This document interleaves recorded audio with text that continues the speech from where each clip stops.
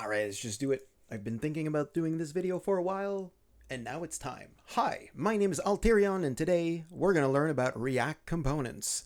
The thing that's been bothering me a lot is that when I learned React, there was one thing that I really didn't get at first, especially because I started with classes, but even now with functions and hooks and state.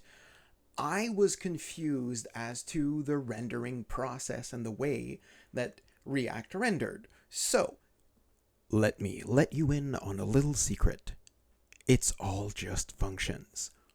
What I mean by that is, a React component is a function that executes, renders, every single time either its states or props change. What do I mean by that? Let's open up a React app and see what I mean. So here's the very default app that gets created when you do npm create vit and then you select React as an application. It is a button with a state. We have the state here, and then we have the button, and on click it sets the state. So what happens here? This is a function. This function called app runs, executes anytime the state changes. In this case, we only have a state. It runs again, and then it generates the JSX and returns it to React. In the background, once that happens, React does a bunch of things. It creates HTML from it, and it updates the page. You don't need to worry about that right now. That's just the rendering loop. Right now, concentrate on the fact that this is a function that returns renderable JSX or HTML that gets updated on the page. If I change the state, so when I call set count, I click on this button, it updates the state called count, which executes the function app, the component, and then it returns the new JSX, which has updated with the new number. That's all you need to know for state. Let's do it with props. Let me shake it up a bit. Make an app with props. All right, so what do we have here? Now we have an app that has been updated very slightly. We have two new components that take on props. We have the count button, which updates the count the same as we had before. We have a display which only shows the current count. And we still have the app which has a state. So what happens here? We have a function called app which calls two components, count button and count display. Now you might be asking, but that's not a function. How does it update? It is a function. This is count button called with two parameters, count and set count. This is a function called count display, which is called with one parameter, which is count. If I go and count display, imagine that this is it's a function that receives arguments. The argument is count. What do? Anytime the props change, this is props. It's just arguments.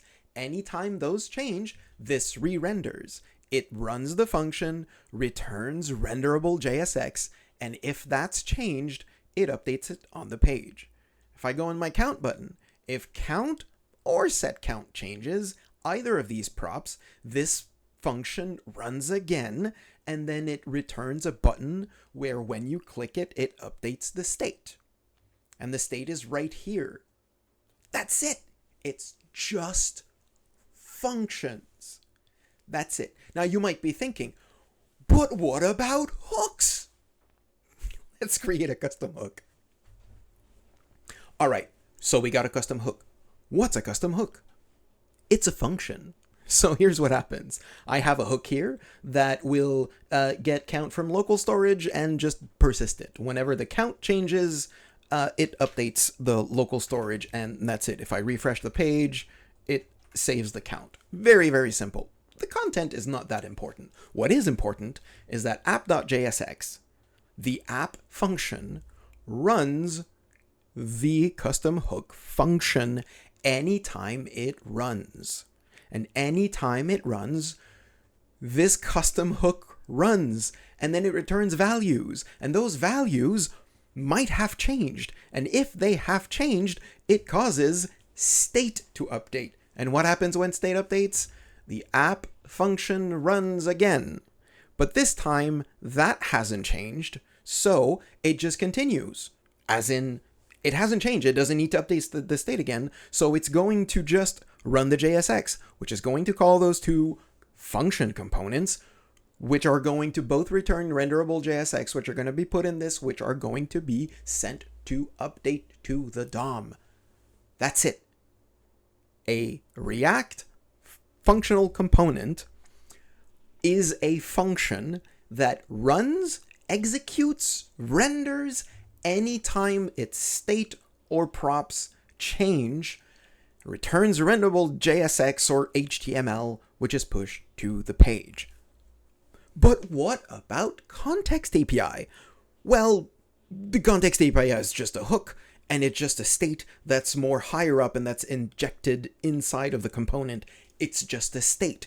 Redux, toStand, Jotai, they're all the same thing. They're just state at a different level, and it makes everything that uses it re-render, runs the function again, and then returns renderable JSX that gets rendered to the DOM. But what about class components? What about them? Do you know what's in a class component? A render method. What's a render method? It's a function. There you have it. I hope, like, I know I sound excited and I sound angry about this, but really, it's just such a simple thing that I wish was understood more. React is just functions all the way down.